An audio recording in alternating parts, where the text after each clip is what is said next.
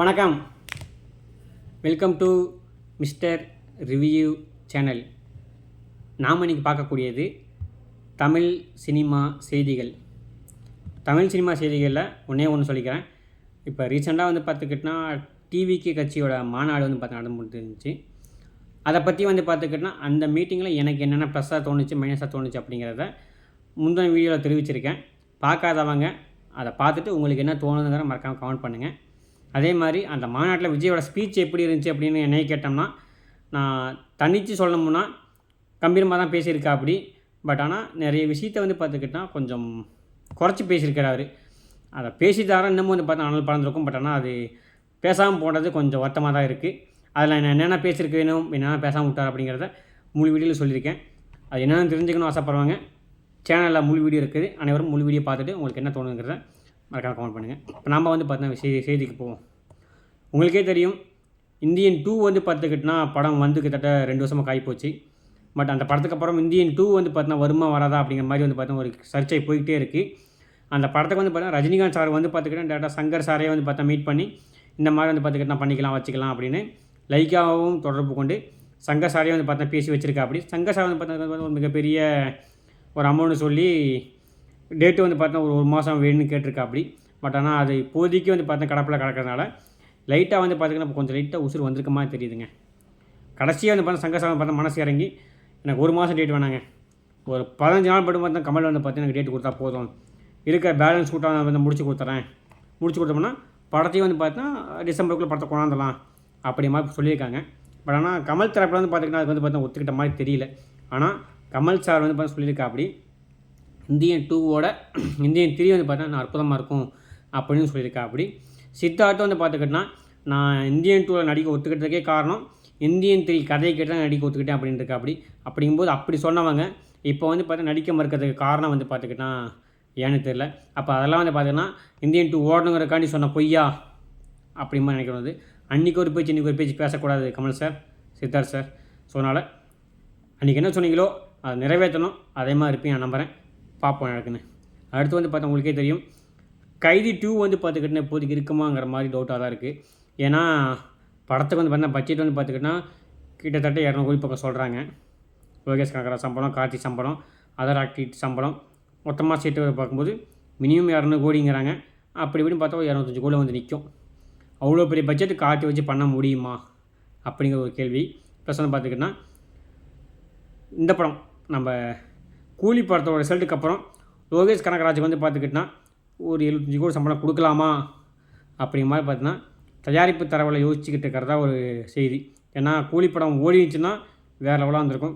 ஓடாததுனால அவருக்கு ஒரு சம்பளம் கொடுக்கணுமா அப்படிங்கிற மாதிரி யோசிச்சுக்கிட்டு இருக்காங்க.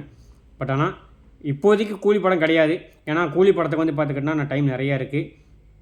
நம்ம லோகேஷ் கனகராஜ் சார் பார்த்துக்கிட்டோன்னா அருண் மாதேஸ்வரன் சார் டேரக்டர் நடிக்க போயிருக்கா. அப்படி அவர் நடிப்பு முடிச்சு வரதுக்கு இப்படி 2 மாதம் ஆகும்.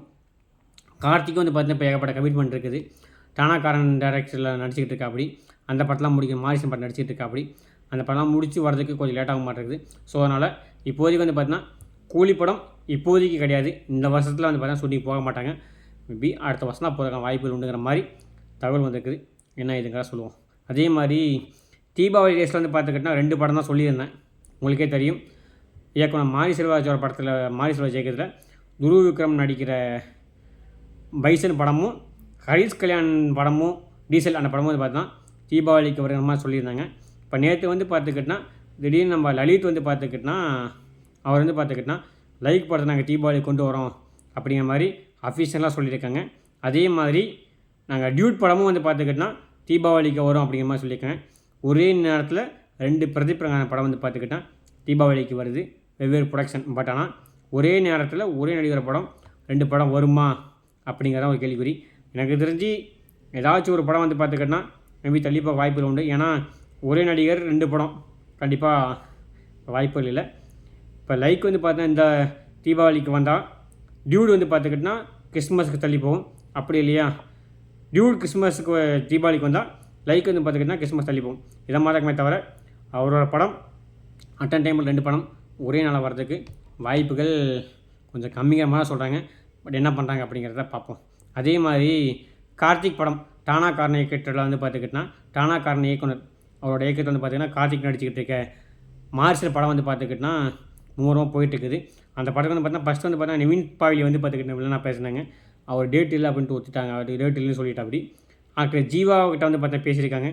அவர் கதையை கேட்டுட்டு இல்லைங்க கதை கொஞ்சம் எனக்கு செட் ஆகாமல் தெரியுது அவர் விலை கேட்டனால ஈரம் படத்தில் நடித்தார் பார்த்தீங்களா அவர்கிட்ட வந்து பார்த்தீங்கன்னா இப்போ பேசி ஆதி வந்து பார்த்துக்கிட்டா பேசி இப்போ அவருக்கான வந்து பார்த்துக்கிட்டா அக்ரிமெண்ட் மட்டும் சைன் ஆனால் போதும் 90% அவர் வந்து கன்ஃபார்மாக தான் பேசியிருக்காங்க.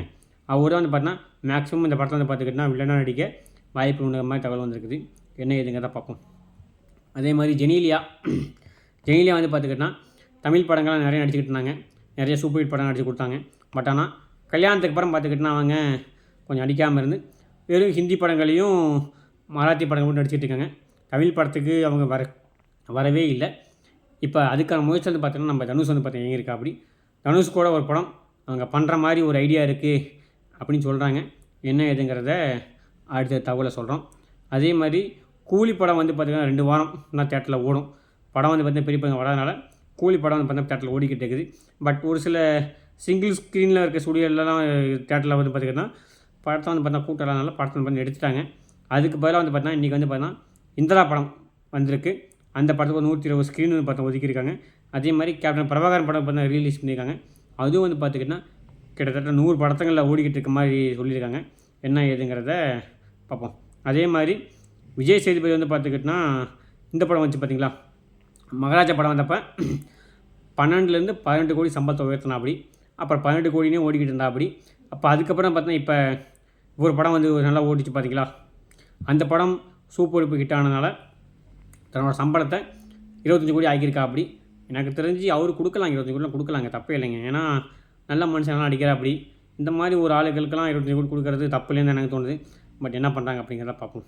அதே மாதிரி கடைசி நியூஸாக வந்து பார்த்துக்கிட்டிங்கன்னா லலித் இயக்கத்தில் லோகேஷ் கனகராஜ் இயக்கத்தில் நம்ம விஜய் சார் நடித்த படம் வந்து பார்த்திங்கன்னா லியோ. அந்த படம் வந்து பார்த்துக்கிட்டிங்கன்னா கிட்டத்தட்ட 600 கோடி சம்பாரிச்சிருக்குது அப்படின்னு சொல்லியிருக்காங்க. பட் ஆனால் நேற்றுக்கு வந்து பார்த்துக்கிட்டிங்கன்னா அந்த படத்தோட தயாரிப்பாளர் வந்து பார்த்துக்கிட்டிங்கன்னா இன்கம் டேக்ஸ் ஃபைல் பண்ணியிருக்கா அப்படி. அதில் வந்து பார்த்திங்கன்னா எனக்கு லியோ படம் மூலிமா 404 கோடி தான் வந்து பார்த்தா வருமானம் வந்திருக்கு அப்படின்ட்டு இது பண்ணியிருக்கா அப்படி. உங்களுக்கே தெரியும் யாருமே வந்து பார்த்தீங்கன்னா உண்மையாக தாக்கல் பண்ணுறது கிடையாது. அப்படிங்கும்போது அந்த இதில் வந்து பார்த்தீங்கன்னா இது எந்த அளவுக்கு உண்மையாக இருக்கும் அப்படிங்கிறது தெரியல. பட் ஆனால் அது உண்மையாக இருந்தால் அது பொய்யான தகவலா அப்படி மாதிரி தோணுது. ஆனால் எனக்கு தெரிஞ்சு அது உண்மையாக இருக்க வாய்ப்புகளே கிடையாது. ஏன்னா ஒரு மிகப்பெரிய ஹீரோவை வச்சு அரசியல் வரப்போகிறாருன்னு சொல்லி எடுத்த படம் லியோ படம். கடைசி படத்துக்கு அப்புறம் அடிக்க மாட்டேன்னு சொல்லியிருக்கா அப்படி. அப்படிங்கும்போது அவங்க வந்து பார்த்தீங்கன்னா பொய்ய சொல்ல வாய்ப்பே கிடையாது. ஸோ அதனால் லலித் அவர் வந்து பார்த்தா பொய் தான் சொல்லியிருக்க மாட்டார் நான் நம்புகிறேன். அது எத்தனை பேர் நம்புறாங்கன்னு தெரியல. பட் ஆனால் அவர் பொய் சொல்ல வாய்ப்பு மிக கம்மி தான். ஏன்னா அவங்களும் மிகப்பெரிய கம்மி தாங்க. அப்படிங்கும்போது பார்த்தீங்கன்னா ஒரு நடிகனோட மாசுக்காண்டி அவங்க சொன்னாங்கன்னா அவங்களுக்கு வந்து பார்த்தீங்கன்னா அடுத்தடுத்து பட வாய்ப்புகள் இருக்காது. அவங்க பேர் குறைஞ்சி பேர் கட்டி போயிடும். ஸோ அதனால் அவங்க சொல்லியிருக்க மாட்டாங்கங்கிறது எனக்கு தனிப்பட்ட கருத்து. என்ன இதுங்கிறத அடுத்த நியூஸ் நான் கண்டிப்பாக தெரியப்படுத்துகிறேன். இதே மாதிரி உங்களுக்கு தமிழ் சினிமா சம்பந்தப்பட்ட செய்திகளும் பழைய மற்றும் புதிய படங்கள் நம்ம சேனலில் ரெகுலராக ரிவ்யூ செய்யப்படும்.